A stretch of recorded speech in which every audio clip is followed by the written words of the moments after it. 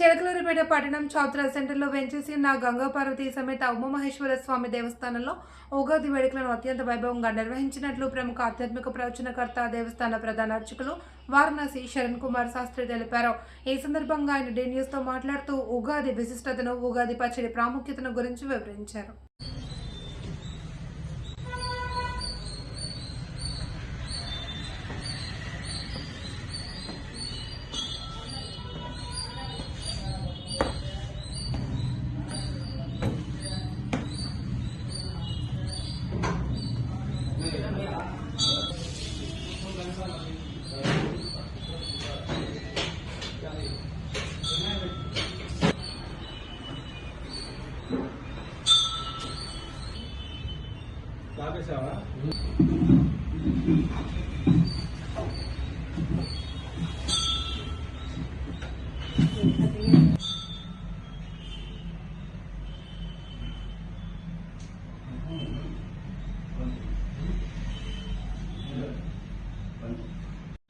మనకున్నటువంటి పండుగలలో ఆది పండుగ, మొట్టమొదటి పండుగ ఈ ఉగాది పండుగ.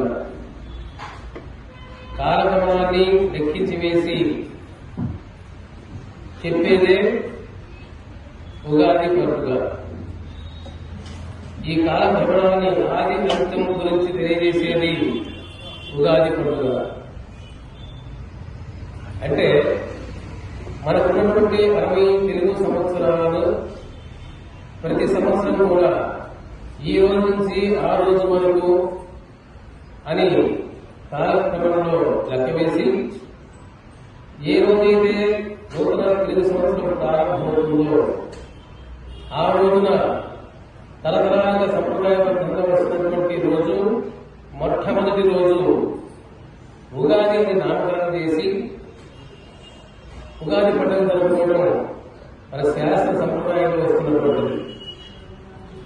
అటువంటి క్రమంలో మన చిలకలూరిపేట చౌత్రా సెంటర్లో వేయించేసి ఉన్నటువంటి శ్రీ గంగా పార్వతీ సమేత ఉమామహేశ్వర స్వామి దేవస్థానంలో తరతరాలు సంప్రదాయంలో వస్తున్నటువంటి ఉగాది పండుగను ఎంతో రంగరంగ వైభవంగా జరుపుటకు నైవేద్యులు నిర్ణయించారు కనుక ఈ నెల 12వ తారీఖు నూతన తెలుగు సంవత్సరం, పరాభవనామ సంవత్సరం. కొంతమందికి అనుమానం లేదు, పరాభవనామ సంవత్సరంలో అందరికీ పరాభవాలు అండి, దీని విశేషం ఏమిటి అని. పరాభవనామ సంవత్సరం అనేది శుక్రాచార్యకి మరొక పేరు కనుక ఆయనకు పరాభవుడి పేరు కనుక పరాభవుడు అని పేరు ఉన్నది. కాబట్టి ఆయన పేరుతోటే పరాభవనామ సంవత్సరం అనేది మన శాస్త్రజ్ఞులు, పురాతన వేద పండితులు తీసుకురావడం జరిగింది. అటువంటి శుక్రాచార్య యొక్క పేరుతో చేసుకునేటువంటి సంవత్సరమే పరాభవనామ సంవత్సరం, తెలుగు సంవత్సరం, ఉగాది పండుగ. కాబట్టి ఈ పరాభవనామ సంవత్సరం ఉగాది పండుగ ఈ మార్చి నెల 12వ తారీఖు గురువారం నుండి ప్రారంభమవుతుంది. ఈ సంవత్సరంలో మన రాష్ట్ర, దేశ పరిస్థితుల గురించి, రాజకీయ నాయకుల యొక్క ప్రవర్తన గురించి, అలాగే మన యొక్క వ్యాపార లాభనష్టాల గురించి, వ్యవసాయ పరిస్థితుల గురించి, దేశంలో, రాష్ట్రంలో జరిగేటువంటి వర్షాభావ పరిస్థితుల గురించి, మన పిల్లల భవిష్యత్తు గురించి అనేకమైనటువంటి విషయాలు ఇక్కడ చర్చించడం జరుగుతుంది, వివరణ ఇవ్వడం కూడా జరుగుతుంది. కాబట్టి మీరందరూ కూడా దేవాలయానికి ఆ రోజున అభ్యంగన స్నానం చేసి చక్కగా నూతన వస్త్రాలు ధరించాలని ఆ రోజున ప్రతి ఒక్కరు కూడా మీ శక్తానుసారంగా నూతన వస్త్రాలు ధరించుకొని అభ్యంగన స్నానాలు ముగించుకొని దేవాలయంలో సంవత్సరాలు ఒకసారి వితరణ చేసేటువంటి 6 రుచులు కలిగినటువంటి ప్రసాదం.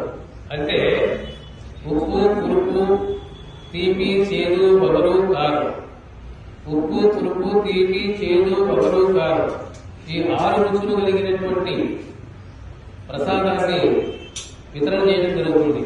దీనిలో అన్ని కూడా ఈ 6 రుచులు కూడా ఔషధాలే.